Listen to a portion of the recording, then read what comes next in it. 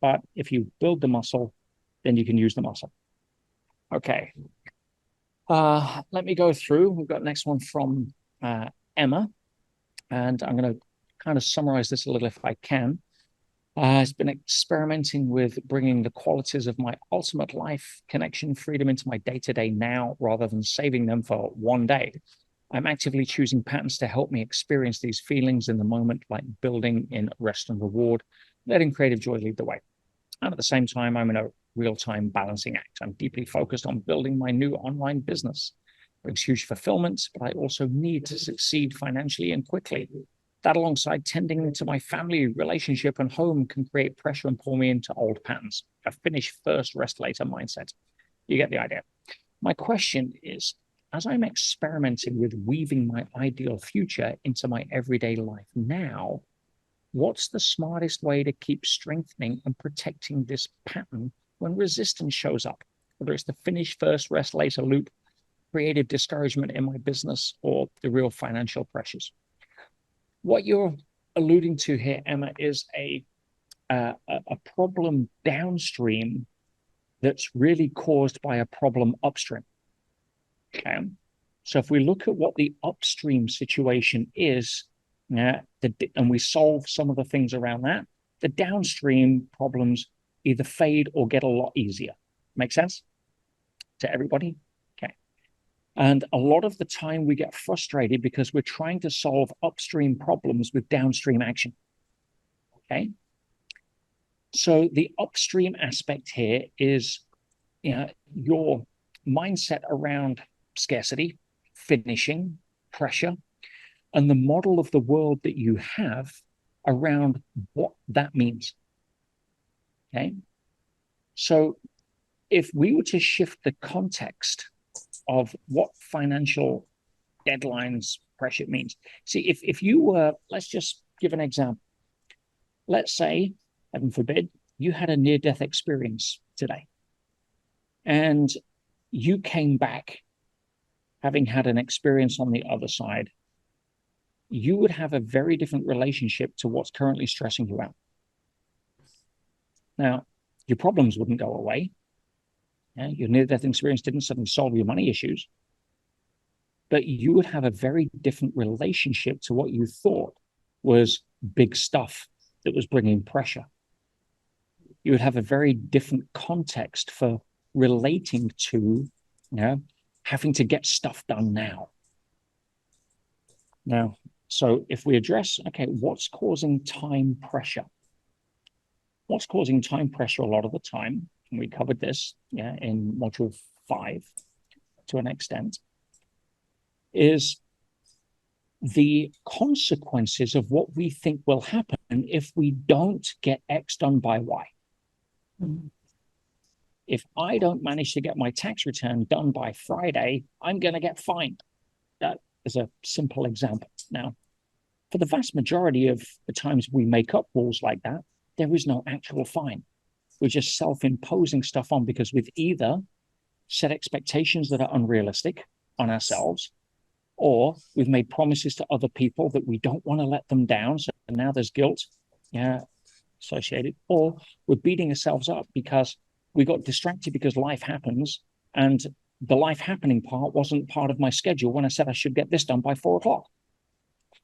Right? Got news for you. Life happens. Right? So if we take a step back for a second, say, listen, I'm deeply focused on building my business, which brings me huge fulfillment and creative pleasure. Great. That is an activity that really doesn't have a deadline. I need it to be financially successful now. I've got news for you. No, you don't. And the reason you don't is because when you need it to be financially successful, you are pushing away opportunities for abundance. I'm not saying you don't have a real bill that doesn't need paying on Friday.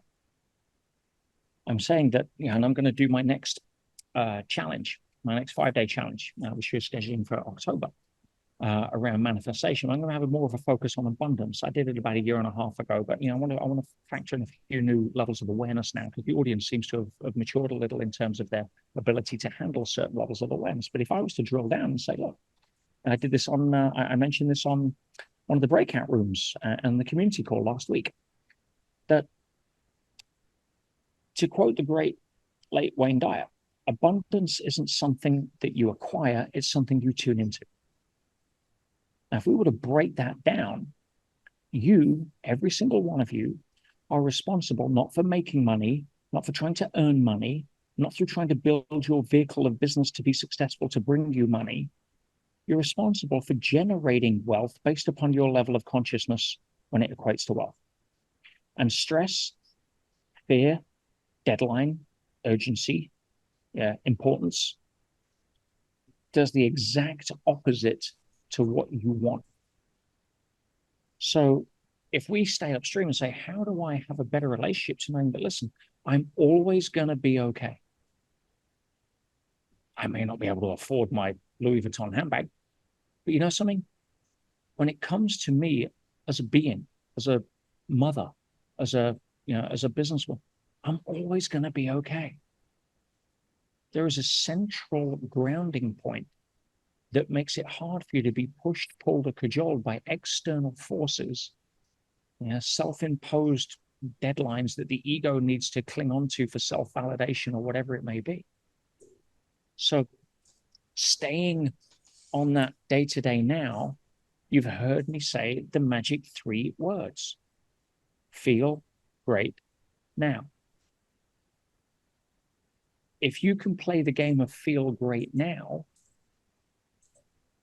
even if you miss the deadline, even if the bill's late, even if fill in the blank, then at some point you are going to beat the odds in the wealth abundance casino, and it will start paying you back.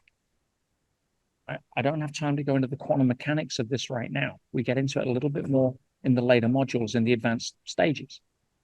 But if you are getting too sucked into the drama in front of the camera, all of this stuff you're talking about, Emma, relates to what I call story space, or the scenes in your movie.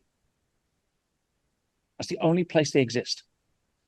In other words, in front of camera, associated to the actress that is playing the character. So you are the character when you're stressed. When you take a breath, go upstream behind the camera, which is where you get a pretty good glimpse when you get a near-death experience, by the way, to make it real.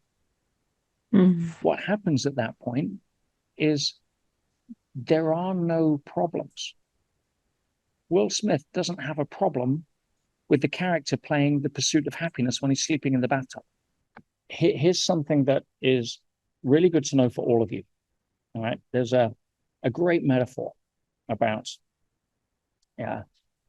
somebody who was asking their friend if the turn signals on their car were working, their headlights were working. They're checking out the electrics. And so they went to the front and says, "Is my headlights on?" They turn them on, turn them off, says yes. Okay, so let's go behind, have a look. Are my brake lights on? So they pressed the foot on the brake, the lights came on, the friend said yes. And I said, okay, I'm going to put my turn signal on. Right?